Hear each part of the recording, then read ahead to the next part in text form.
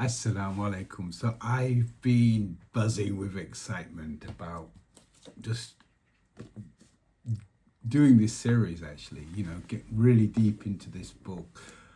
This is a book that's inspired me throughout the last 15 years, as I've said. And today, there's another thinker. I realize it's all backwards for you, Owen Barfield. I'm going to integrate him because he too is a kind of a way into understanding so much of what Iqbal is saying. And Iqbal's language is difficult, but it's beautiful and it's well written. And it requires a lot of concentration, a lot of parsing kind of thing.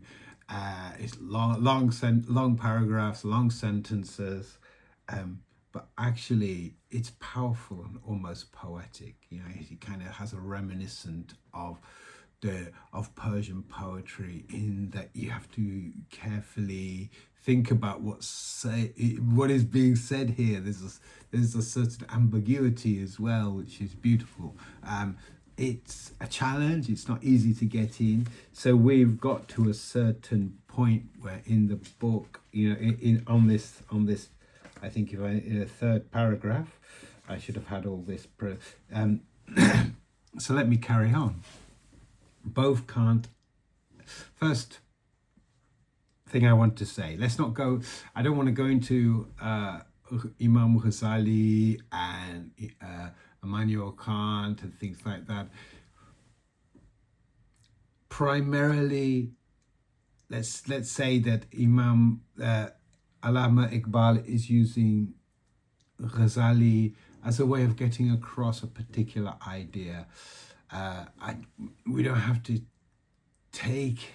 We can allow a certain ambiguity in what is being said.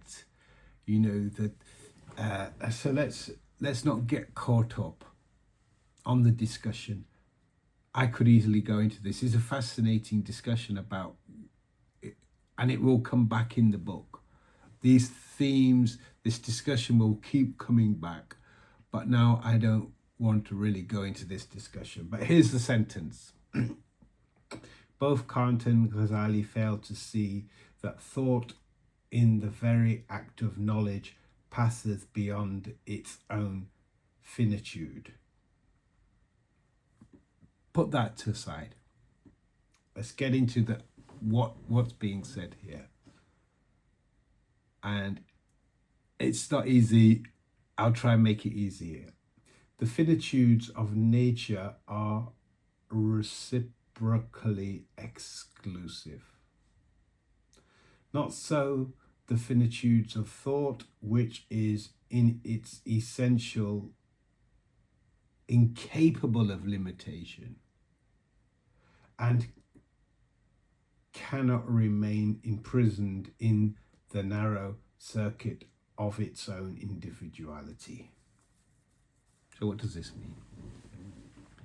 The finitudes of nature are reciprocally exclusive. They mutually exclude anything else. I'm in this place. There is no other thing, no other person that can be in this place while I'm in this place. This thing here, it cannot be. It can only be there, and no other thing can be in its place. There's a mutual exclusivity to each and everything in nature. However, thought can kind of be in two places at one point, in a sense. Not so the finitudes of thought, which in its essential nature is incapable of limitation and cannot remain imprisoned in the narrow circuit of its own individuality.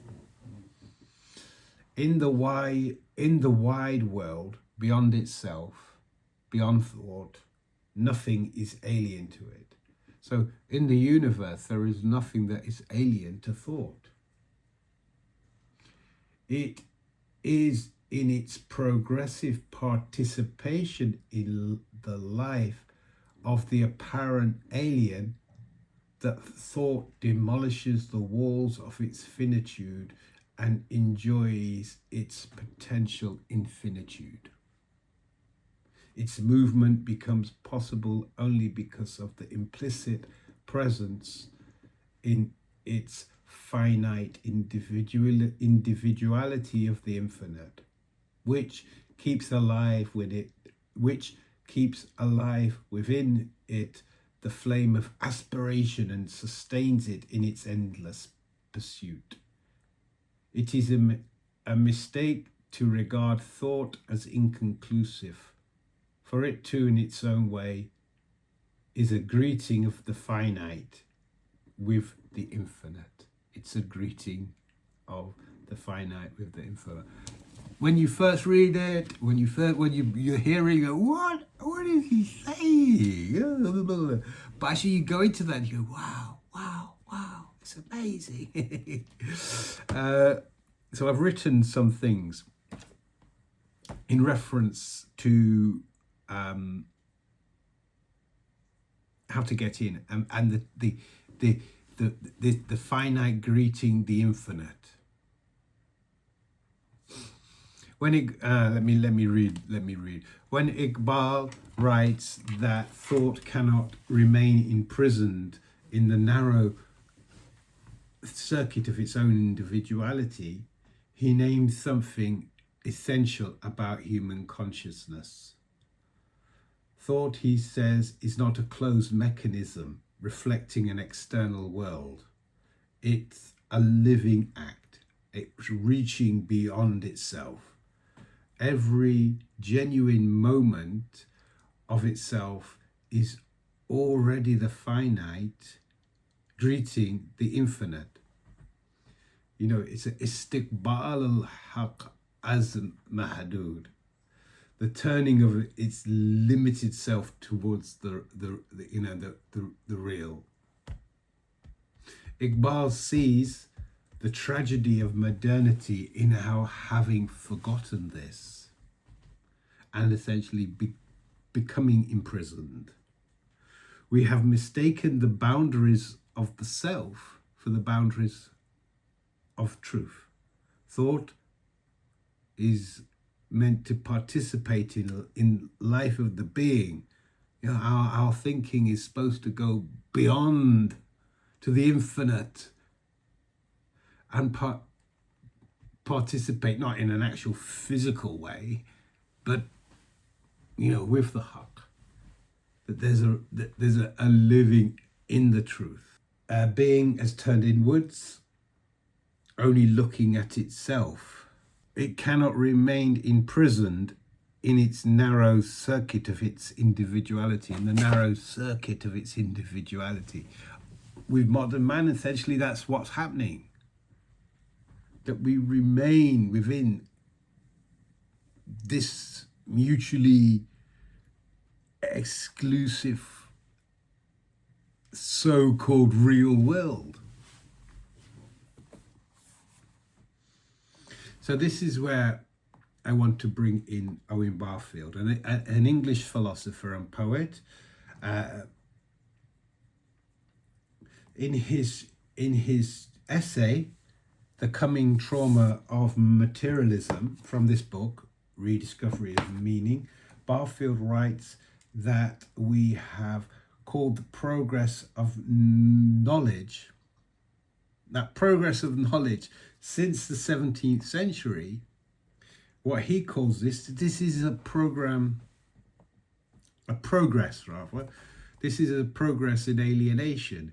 It's a process of becoming trapped within the narrow circuits of one's individuality, to use the Iqbalian terminology. Barfield writes, the alienation of nature from humanity, which is the exclusive pursuit of objectivity in science, was the first stage, and it was followed by the alienation of man from himself. So this Barfield says, fatal step in reductionism. It began with the body, the the view of the body as a machine, as a mechanism. And then it spread ultimately to the mind, that the mind is a machine, it's a computer. The modern self, in Barfield's words, has come to regard itself as shut up within a capsule of consciousness, peering out through the senses upon the world of objects that are no part of itself. So it is exactly Iqbal's image of imprisonment here. This is,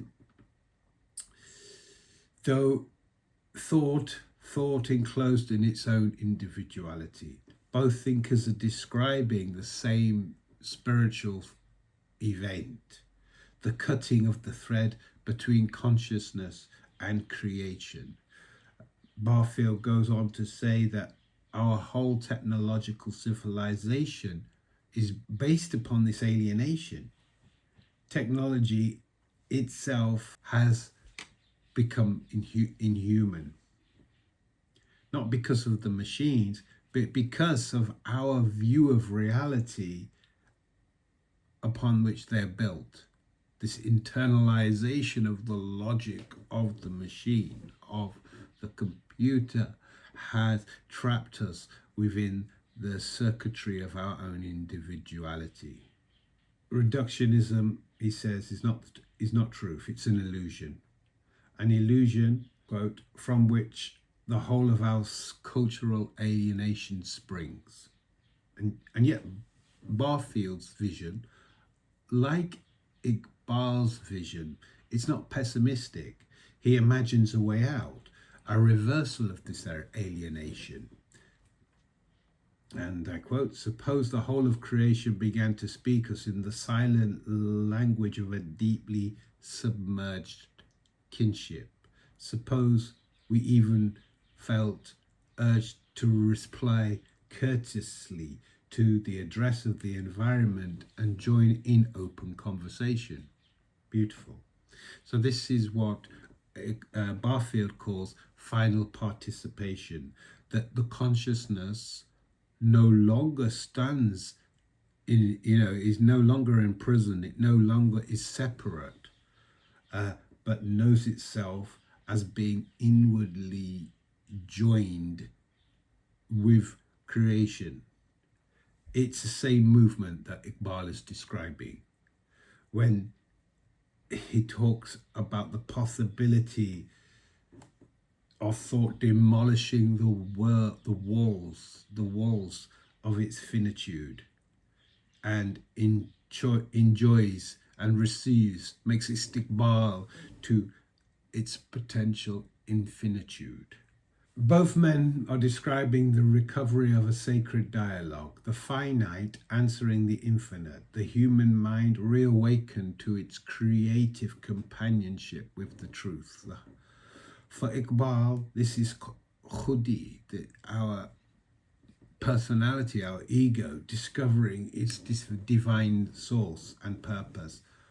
For Barfield, it is the evolution of consciousness, the renewal of meaning as we learn once again to think with the world instead of about it. Iqbal's phrase, istiqbali haq, could also name Barfield's vision, the greeting of the real, the reception of the truth as living presence. So in both their particular idioms which they are speaking with, the one is kind of an Islamic, prophetic kind of vision, the vision of Iqbal, and the other that is more poetic and sort of Christian. Both affirm the same truth, that consciousness is not a spectator of creation. It's not something locked, standing to the side, but it's a participant in creation. That thought, by its nature, is relational and that to know anything is already to have participated intimately in a loving, intimate relationship. This is perhaps why the spiritual task of our time is to move from this alienation to participation, from analysis and manipulation to mutual relationship, from finite fear of limits, fear of limitation, to a joyful greeting and istiqbal of the eternal. So this, as you can see, is amazingly uplifting. And when we engage in this type of this thought, we have a positivity, we have an optimism, not of escaping, radically breaking the walls down, but participating with the whole of reality.